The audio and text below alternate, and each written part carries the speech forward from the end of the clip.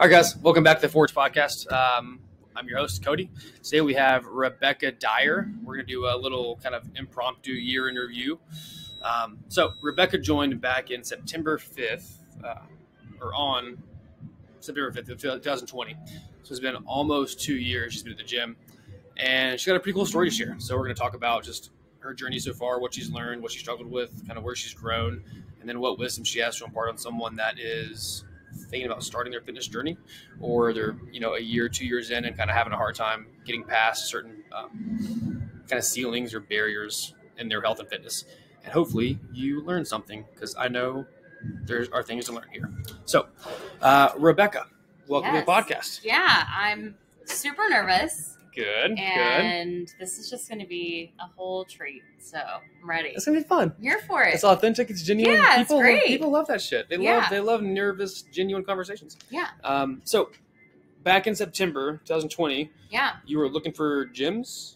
Yeah. Gotta look back. Maybe I don't think I was. Really? I had a friend who was coming here. Who was it? It was Lamar. Oh, Lamar, yeah, that's right. And he was like, "Oh, I just started CrossFit," and I was like, "I used to do CrossFit," and then he's like, "Well, you should check out the gym." So came, had a conversation with you, set up it wasn't Discovery back then. Right. It was like onboarding. Come hang out for an hour and let me see if you're what you really learned from CrossFit. Yeah. So we did that, and then I started coming. Yeah. Yeah. Heck yeah. So what were you hoping to get out of CrossFit when you first came to the gym?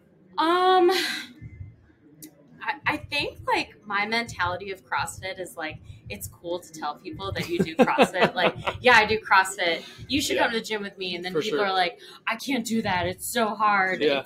I'm scared and I can't lift those weights. And I was like, but I do CrossFit. So I was at a gym probably 2 years before Mountain Island. So 2018-ish? Yeah. Cool. And I liked it. But I stopped going. Other things got in the way, and I stopped. I also moved to the other side of town. Yep. So, yeah. Now I tell people I do CrossFit. Yeah, now you can say it and it'll be true. Yeah, it's cool. Yeah. That's funny. Lamar was at the house Friday helping us move some stuff around. It's cool. Sweet. I forgot you guys were that connection. So when you first got into CrossFit, what besides telling people how cool you are, what did you hope to get out of the gym? What were your goals, or what are your goals? So my goals for a long time have been to become skinny and lose a ton of weight. And it's definitely, I actually did my in-body last week. Yeah. And my goal shifted from, this is what number I want to see on the scale, to let's get my body fat down. Yeah. And so start targeting that, which I've never had that mentality. Wow. Ever. It's always just been what's on the scale, and I'm going off of a number. Right. And so I think. Question for people that don't know: what is the difference between the number on the scale and then your body fat percentage? Oh my God! There's so much. Question, but from your perspective. So from my perspective, that number on the scale is made up of whatever you put in your body the last couple of days. Muscle, your bones, your fat, your water weight. Yeah. And I feel like when people step on the scale, especially if you're lifting, your muscles are growing, your bones are growing, Totally. You're healthier, you're drinking more water. That's all going to affect that number on the scale. Yeah. Absolutely. So, yeah. So my focus just changed to that. But I think when I started CrossFit, it was actually, one of my girlfriends was like, they're doing a boot camp. Yeah. Let's go do boot camp. Yeah, and I was like, okay. And we got suckered into signing up. Yeah. And goals from there became I want to get healthier. And it was a lot of, let's hit PRs and let's do this. Yeah. And just watch our bodies grow. And that's, I guess my overall goal was just step in to lose weight and hit some really high numbers. Yeah, for sure. Awesome. Yeah. Hell yeah. So early in your kind of journey this time around across Mount Island, did you have any challenges or struggles or obstacles that you feel like you ran into? When I started, yeah. Yeah. So I feel like just coming to the gym This is a huge. Yeah. It's so hard. back in 2020 when I started, I was still working in the office. Mm-hmm. So the only times I could come would be 5:30 a.m. Or come to the 6 p.m. Yep. I would always sign up for class for 5:30, and I would always turn off my alarm. Remember those days? And I would say, nope, not coming. Remember those days? And I know I'd learned that I'd have to get up at a certain time to say that I wasn't coming, or else it would automatically hold my spot, and then I was going to be super embarrassed. Yeah. So I stopped that. That's I good. was so paranoid. So stopped that, and then would come to the 6. So I'd make sure I had my stuff packed, ready to go. Yep. And I'd come, and I'd always find an excuse. So me and my sister are really close. She's 10 years older, and her and I were just talking last week, and she's like, you know what I've observed about you? You make an excuse for everything. If there is something that you don't want to do, you blame it on you're tired, how something hurt, just anything. You always find an excuse. So coming to CrossFit, it used to be like, oh, it was a rough day, I don't want to go to the gym. Sure. Or, oh, it's an hour, I have something else to do. Or I made friends with somebody. There was always an excuse. And last week was actually the first day that I realized I do that. Interesting. I had 2 friends hit me up. They wanted to meet up at noon. I work from home now. Yep.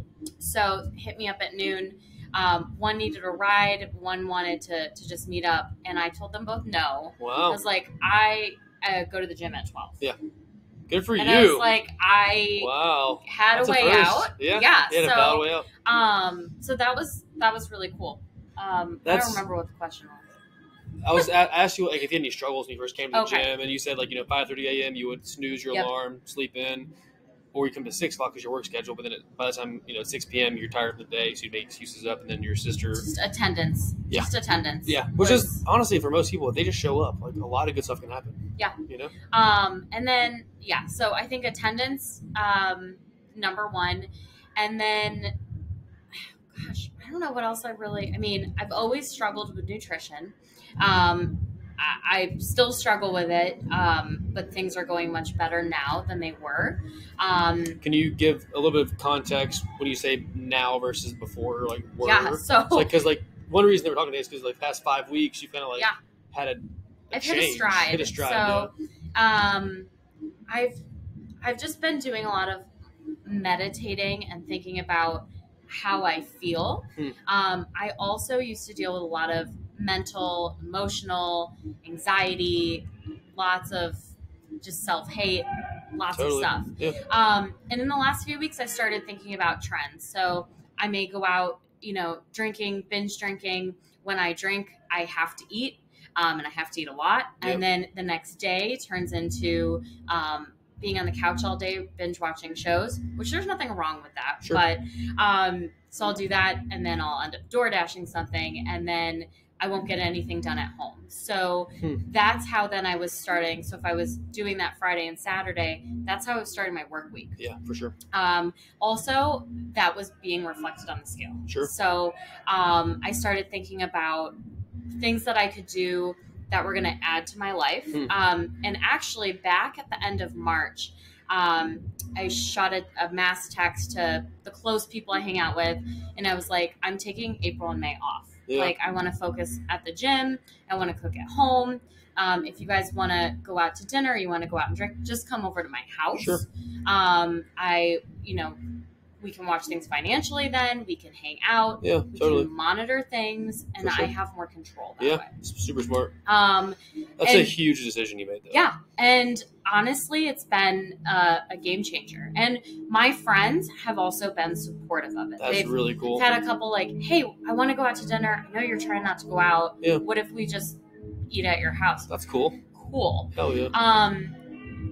But you're in control of your choices there. Yeah, and it's been huge. And mentally, it's put me in such a better place. I have more energy. My results in the last 5 weeks have changed. Yeah. What results have you seen? Well, I had my in body. Yeah. And I am lower fat mass, is that what you call? That's right. Than when I first started at the gym. Oh yeah. So I mean, it took me a while, but everything kind of just clicked, and I'm excited about it. Hell yeah. That's the important thing, is being excited about it. Yeah, it's super exciting. And then it also makes me think of, there were a lot of things like, okay, if I go out drinking on Saturday, drinking for 8 hours, I'm putting a lot into my body. And now when somebody's like, hey, let's go do this, I think about, okay, what's that going to add to my life? First of all, am I going to remember any of the memories that we made that Saturday? Yeah, probably not. Am I going to be tempted to drive when I shouldn't? Probably. Yeah. My dog's going to be at home all alone. You know, it's just thinking about how's going out and putting a bunch of crap into my body for one day. How's that helping me hit my goals? Right. I mean, it sounds so simplistic, but I mean, I can't say how many people struggle with that. Yeah. And they try to like balance this lifestyle, like thinking that they can go to the gym and work out, and then that gives them permission to almost like live a lifestyle that's more centered around like alcohol and a lot of junk food that you eat when you're drunk, and it's like it doesn't work that way. I will also say it's hanging out with like-minded people. Yeah. So I still have my core group of friends, love them, hang out with them all the time. Totally. But we're having conversations all the time about how can we improve life? How can we eat better? How can we do, these things like, and that's been helpful. I've also noticed in the last 5 weeks, I've made better relationships at CrossFit. Yeah. So, I've exchanged more numbers. Yeah. It's more, let's have conversations. Let's go for a walk. Let's go do things. And it's really surrounding yourself with people that have the same goals as you. Like, who are some people that you kind of built some connection with? So, Haley and Shelly have become my accountability buddies. Yeah. And then, Sean's there too.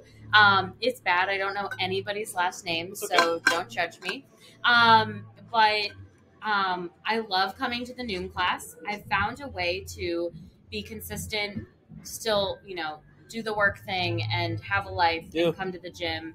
But having an accountability group has changed. Really? So, like, it's crazy. It's not just impacting you, because Haley's doing 75 hard now. Yeah.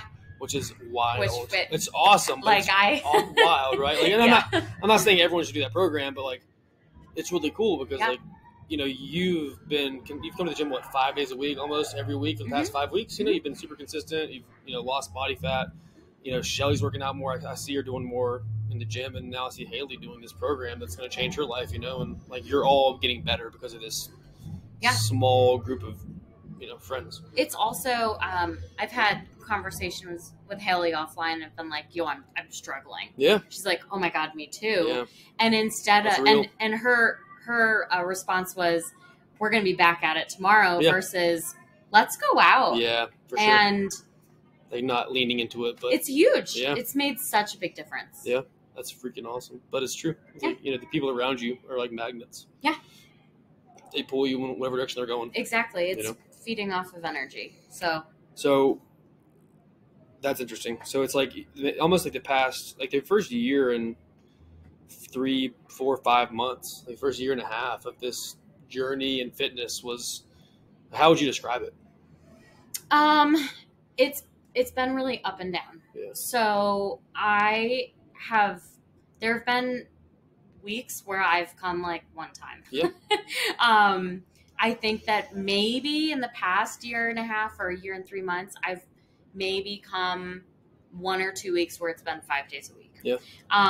But it's finding out, I really had to find out, first of all, the time. That works for you. That worked for me because there was 4 options, and if I was forcing myself to go, then I didn't want to go. Yeah. And I think the biggest change I've seen is I had to make that decision to be not to be different, but I had to make that decision to, I'm ready to make a change. Like, stop trying to straddle the lines of like healthy and then like going out partying. Yeah. That's valid. And it's like some people can go with that. Some people, they're the minority. Yeah. Most people, myself included, we can't have a lifestyle where we're going out like 2, 3, 4 nights a week. for drinks with friends, just because of the alcohol, the food that we have when we're out, like the lack of sleep, the lack of hydration, and how that affects the tomorrow's version of yourself. Yeah. Like, I know I can't do it.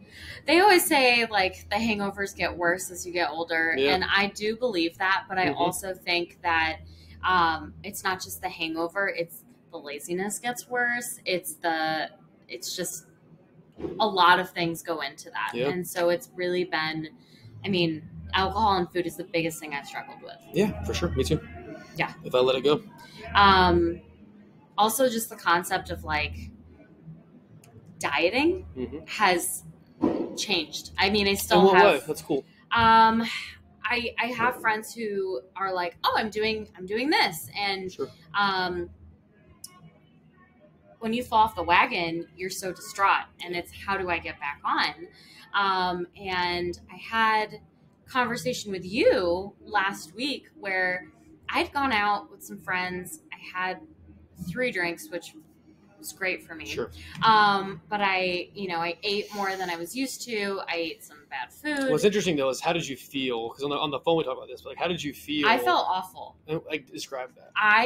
I was I had a conversation with my boyfriend and about something I wanted to do, and he's like, we don't want to get you into an eating disorder. For sure. Like, we need to I think you're being too hard on yourself. Yeah. And then I talked to you, and I was like, what happens when I fail? Like, what happens when there is a week where I don't come for 5 days? How is that going to affect my mood?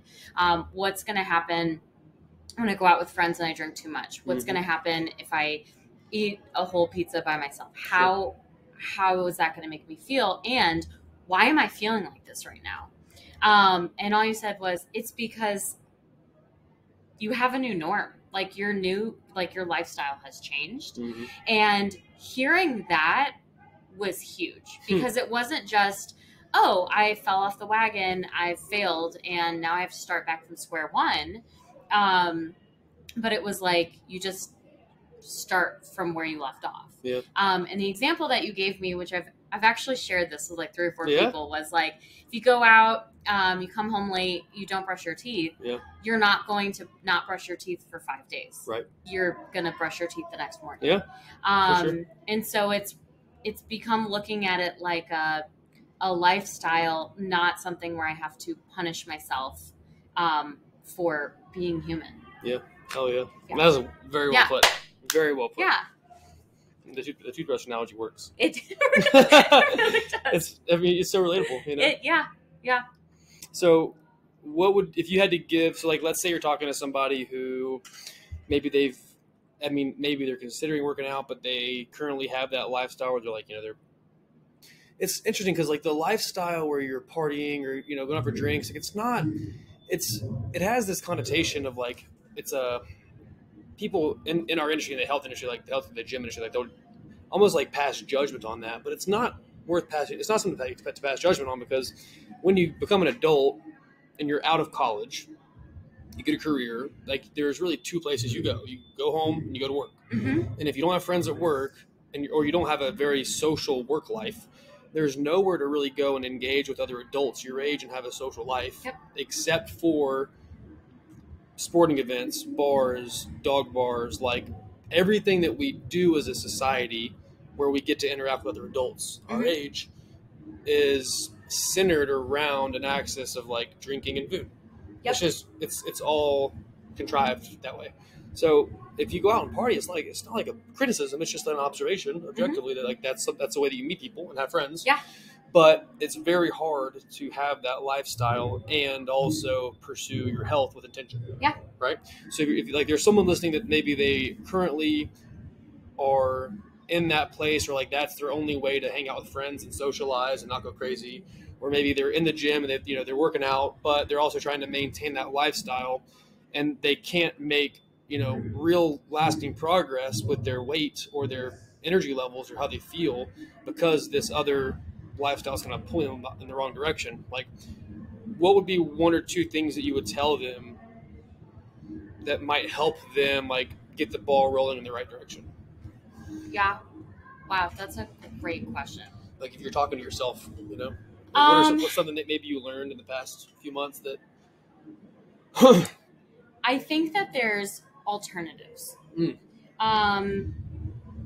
I still hang out with the same people. Yeah, you should. But we go do things. Like this weekend, we went to the zoo. That's cool. Like, it's hard to get hammered at the zoo, right? Because you're an asshole. We hung out. We made lunch. We split everything up. That's cool. Had conversation. We went to the zoo. What was your favorite animal in the zoo? Man, so first of all, grizzly bears are huge. They're massive. And then the polar bear was like standing up on its back hind legs, just like up against the window. He was pretty cute. But we did that, and it was like, let's get out and do something. For sure. Yesterday, I asked a friend. I was like, let's go to Starbucks and grab a drink and go for a walk. And we did 5 miles. That's cool. And we just talked. Yeah. And then some of my other friends went to IKEA the other night, hung out. I saw your Instagram. Yeah, that was fun. So we did that. And then just like hiking, but getting outdoors and doing something. Being active. Yeah, being active and having the same conversation. And it's nice to actually have conversation when you're not screaming at someone at a bar. Over the music and other people. Yeah. So if you compare this past weekend that you just experienced with a weekend that maybe was normal for old Rebecca, Mm-hmm. How do you feel about this weekend versus a weekend where you went out and party? Because I remember being in the point of my life where I was like, if I don't go out and party with my friends, I'm going to miss out. I'm not going to go out with the group. I'm going to regret it, and I'm going to be left behind, and I'm not going to be happy because I'm not going to have fun. Because I thought fun came from going out to the bar, playing darts, binge drinking, and eating, wings and burgers. I will say, I've not given up alcohol. Nothing says you should give it up. I did drink this weekend. Yeah. But I didn't binge drink. But that's what's the difference there for you? I didn't feel like crap. It was nice to be in control of how I was going to feel. And I have noticed that alcohol and binge eating and doing things like that, they do affect my sleep. Mm-hmm. They affect my relationships. They affect how I'm going to feel the next day. Mm-hmm. And as someone who has struggled with mental health, I have chosen to. I don't want to do that anymore. Yeah. I don't want to feel that way anymore. Right. Totally. And I just want to feel better about myself. And so I wish I could bottle it up and give it to people.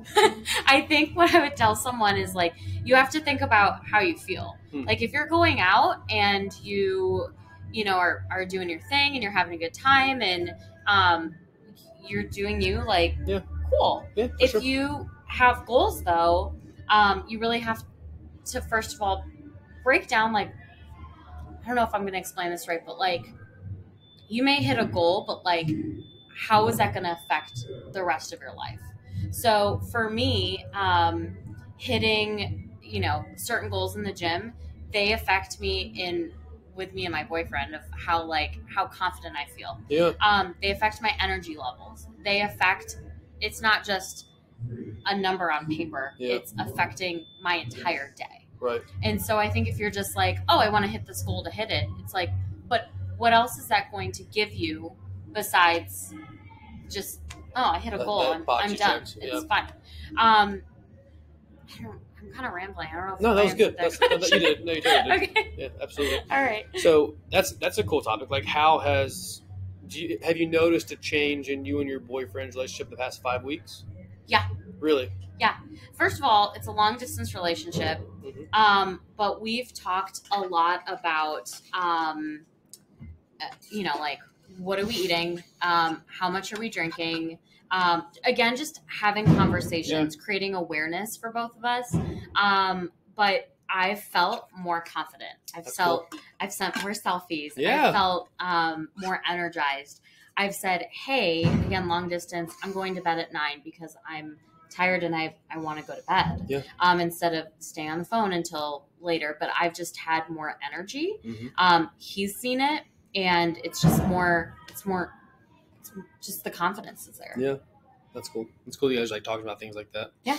It's just awareness is a good word that you use. Yeah. It's awareness because it's not, like you said earlier, it's not like you have to quit drinking alcohol or quit having food. That call we had last week when I was driving home from the gym and we talked, it was I don't not drink alcohol, right? I don't not have pizzas to myself.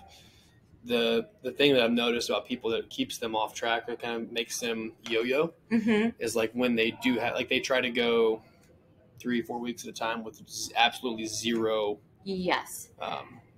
They don't give an inch at all. Yeah. And then when they give an inch, they take a mile, and it's like, well, maybe just give that inch and like have that Miller Lite with your neighbor, or like have that piece of pizza. Yeah. It's cool. And then just tomorrow, like you're fine. Just get back on it. And that's where I think I've struggled the most is I used to have that mentality of today is my cheat day. Yes.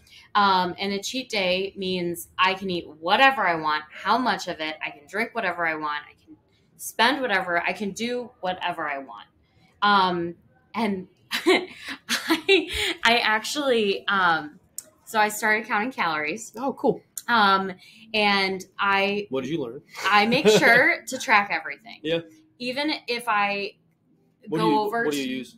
My Fitness Pal. Cool. Yeah, Even if I go over 2,000 calories, I'm tracking just track that. it. Just know. And what I did was there was one weekend where I think it was like 25 or 3,000 over.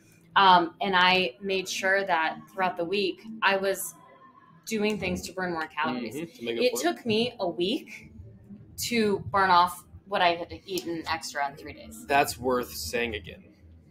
You want me to say it again? It took me a week to burn off what I had burned or what I had overeaten. Yeah. It was crazy. Yeah. Well, what's interesting is like I have so many people that will come to the gym, 3, 4, 5 days a week. They'll eat healthy relative to their standards, right? And they'll have the weekend that's like no rules, right? And they get mad when they don't see as much progress as they want. But the fact is, you just said that you had to do additional exercise, on top of my 5 days to make of up that deficit, which is like most people wouldn't be doing extra stuff. And it's not to say that you necessarily have to have, like, I'm not saying that all of us should have this perception of like expending exercise for calories. I'm not saying that that's what you have to do, but it's an interesting observation that you noted that like that extra activity took you a week. Yeah. To undo that one day. It's really to get back to your balance. I don't know who said it. It may have, I don't know. I don't want to put words in Noelle's mouth, but you don't want to undo the work that you just did at the gym. That's something she says often. Yeah. Like you come in here, today's workout was hard, and mentally I'm thinking like I deserve it's so easy to get into that mindset of like, I've worked hard this week, I can have this weekend of fun, I deserve it. But it's like you just said, like that Noelle says often, which is like you can undo a day's workout or a week's worth of workouts. It's like that in a heartbeat. But I've been getting away from the cheat day mentality. Cool. I also do not deny myself. Good. If I want something, I will find a way to get it. Yeah. I've become very creative with like my sweet tooth. I've been very creative with my pizza. What have you found as far as some solutions? So again, I'm counting calories. Yeah. So there was one night where I was like, I really want like a Dairy Queen Blizzard. Oh yeah, can I be honest with you? Guess what I had? Guess what? You had one today? No, close. Yesterday, I was getting groceries. I was like, it was Saturday. I was like, I really want some cereal. So I got a box of Cinnamon Toast Crunch, and I ate the whole box for breakfast. I would yesterday morning. And you know what? That's okay, because that's the first time it's happened in 6 months. I'm not going to relapse to being a cereal eater every day. Sorry, I just thought it was funny. So you said you had a Dairy Queen. No, so I was like, that is what I want. Yeah. And so now anytime I want that, which that same night I was like, let me go to the grocery store. I got bananas, strawberries, some granola with high fiber, and protein. And I found a low-cal whipped cream. That's cool. And I made my own little, and it's delicious. It's probably great. And I don't feel bad about eating it. Exactly. I found a chickpea margarita pizza. Oh, wow. It's delicious. That sounds awesome. And I've gotten really creative with tortillas because, those Mission high fiber tortillas are money. They're amazing. I legit made a breakfast quesadilla with them today. Yeah. They're a game changer. Oh, yeah. But the whole like eating clean 100%. If I did that, that's not real life. I would also fall off and instead of just having a slice of pizza, I would binge eat. And so I can't deny myself. No, you shouldn't. Yeah, I haven't denied myself in years. And what's cool is like you're saying, like your lifestyle's changing is like, as you kind of go through that process, like you just start craving it less and less. Yeah. So then it's like, oh, you know what? If I'm craving cereal for the first time in the past year, like whatever, I'll have some cereal. Yeah. You know, like if you want pizza once a month, like and the thought comes in your head and like you get Domino's, like, okay. Yeah. It's like, it doesn't have to be perfect. The other thing is also just being aware of myself. I live by myself, so it's fine. But I can't keep cereal in the house. If I do, it's gone. Well, that's why I ate a whole box for breakfast. Yeah. So I just don't buy it. Yeah. You just can't buy it. If there's things that I do not keep in the house because I don't trust tortilla myself. Chips, cereal, ice cream, anything that's processed and has sugar in it or a lot of salt. It's like barbecue chips or whatever it is. Like, anything. If it's there, I don't have a governor. No, it's just so just don't have it in the house. No. So what am I gonna do? Overeat on cashews? Like, okay, like I'll have a handful of cashews. Right. You know, I'm gonna binge on strawberries and like almond butter. Okay, fine. Yeah. So, I guess I will. You know. You mean I can have a lot of that? Yeah, exactly. And I think that's a key that a lot of people overlook with nutrition. Is like I see a lot of people that want to go on these crazy nutrition plans or super strict diets or have these wild meal plans, and it's like, I mean, that's great, but if you could just change how you grocery shop, your life would be a lot different pretty fast. You know, and like, don't have it in the house. Like if you have a craving, okay, well that's an emotion and a feeling that you're having. Like identify what is that craving tied to? Like what are you missing out on in your life that you're trying to actually fill that void with food, right? That's the first thing is become aware of that. And then B, if the craving's still there in a couple hours, okay, fine, go to the store and get something. Right. Like whatever. Yeah. It's infrequent. I think and I had a conversation with one of our clients like last week, and I was teaching them that like the change that happens is, and I remember this back when I was overweight, like I had a period in my life where like I had, you know, these decisions and this decision over here. And it's like, it was my normal was the unhealthy stuff. Yeah. And an abnormal deviation was a healthy meal. Yeah. And like, that's when I had a hard time with my weight. Cause I was like, I guess I'll have a salad today. And it's like, the fact that that's a decision I have to make is like, it's a representation that I'm probably not in a good place. Yeah. Right. To where if you flip it, and most of the time it's healthy choices, and then a deviation is unhealthy. Well, then the deviations don't determine you. Right. They're just a deviation. Yeah. The problem is most people have it flipped around and like their normal is the not so great food options. Yeah. You know, like a lot. But if you just have, you know, once in a while a deviation from healthy, then you're probably gonna be fine. Yeah, and you're gonna be happy because you're not gonna be pissed off that you couldn't eat a whole box of Cinnamon Toast Crunch, which is the best cereal. 100%. That and Special K red berries. Oh yeah. Have you ever? I've had them before. But I usually get chocolate chips. Oh. I say usually when I was eating cereal. Yeah. I would get chocolate chips. Yeah. My parents would. I say I would. I was like a kid, so my parents would get that. So good. So good. So good. Cereal's the shit. I am really curious about your turning point, and we'll start wrapping it up. But I remember you telling me about one of your friends told you to try a water fast. Yeah. Yeah. How'd you feel after that? I felt great. Yeah. I did it, and it's 3 days of water, 72 hours. Yeah. I did do it like I think 2 or 3 weeks in between each other, which probably wasn't a good idea. Yeah, well, it's part of the learning experience. But I did. I will say if anybody's trying to lose weight quick, that's a great way to do it, but you will gain all the weight back. Yeah, it's not a solution. It's not a solution. I'm more curious. Like, I don't want to like make you get down in a rabbit hole of your fasting. No. I'm curious. How did you feel after the fast? Yeah. Like, you told me your skin cleared up. Yeah. Like your energy levels. So, again, not like giving this as advice. Yeah. So for those 3 days, I had a lot of conversations about goals and things I want to do, and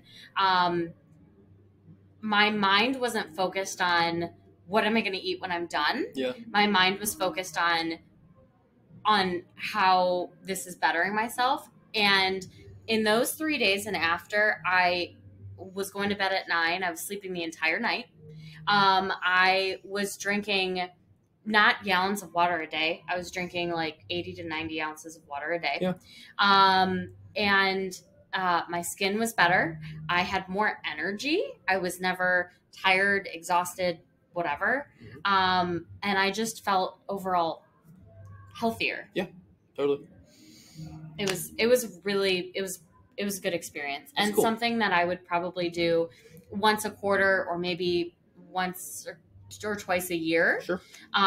Because again, it helped me reset myself mentally and goals, and also just like something I can do that. Yeah. You just proved you can do it. It's hard. Yeah. That's cool. I think like that. It sounds like that was a catalyst for you. Like you did that. You proved yourself that you're capable of doing a hard thing. Yeah. You saw that you felt better, and then that kind of was the first domino. Yeah. That cascaded into like the 5 days a week with Shelly and Haley, and like the changing the ways that you problem solve your cravings, and then your perception around like going out with your friends and instead inviting them to come hang out with you and like be more in control of your environment. Yeah, absolutely. Yeah, that's really cool. Yeah. That's really cool. Sweet. I mean, that was great. Do you have anything else that you would like to chime in or add? I would just say that, I mean, it's taken me a year and a half. Yep, September 2020. So we are almost 2 years. Almost 2 years. And so we'll call it April. You kind of got the end of March. You kind of got into your rhythm. So yeah. So call it a year and 7 months. Yeah. So it's not. I mean, some people just hit their stride right away, and like more power to them. And frequently, I see that happen very rarely. I've like those people. That's not the standard. But it's okay to like to try different things, and I've learned you have to be gentle with yourself. So, you may have a bad day, or you may not hit certain goals, but tomorrow is a new day. Actually, like the next minute is the next, it's new time. You have to be gentle with yourself. And it's okay to just get right back into a routine. Just brush your teeth. Yeah. Just brush your teeth. It's almost taken me 2 years to like finally see results at CrossFit. And that was because I wasn't coming. So when the coaches tell you that consistency is real, and the things that you put into your body nutrition wise is that those things are, it's facts. It is true. It's funny because I feel like people kind of think that as fitness coaches and trainers or lifestyle coaches, whatever you want to call it, like we have the secret recipe and then we just don't share it. And it's like, that's the recipe. It's consistency. And that's what no one wants to hear, because it's not easy. It's not fast. It's not Amazon Prime. It's not a pill. It's not an immediate solution to the symptom. It's like, nope, you got to go back and we got to look at some root causes, and we got to like build in some routines and habits that it's like planting a garden. Like if you go plant a garden and you get pissed off, you don't have flowers in 6 hours. It's like, well, expectations are important. Like you got to water it, nourish it, like give it time to get down roots. I also think, and then I'll stop talking. You're good. It's kind of like work. Like you can't just, I mean, I guess you could quit your job, but going to work every day is a routine. You may have a day where you're like, I need to take a sick day, or I'm going on vacation, so I'm putting in PTO. Yeah. But at the end of the day, the next day comes, you're going to work, you're doing your job. The gym and seeing progress can't be I feel like going today, and then tomorrow, I don't want to go. It has to be there. And also that's just going to change. I have more fun because I can talk to people when I work out, and we're cheering each other on, and I feel more confident to be in that environment. Absolutely. More so now than I did before. Hell yeah. I can see it when you're in class. That's a good analogy of going to work. Yeah. That's really good. Well, you're killing it. Thanks. Keep killing it. Thanks. Welcome to your new lifestyle. I know. I'm really excited about it. You should be. Yeah. It's cool. It's really cool that you're influencing your friends. That's awesome.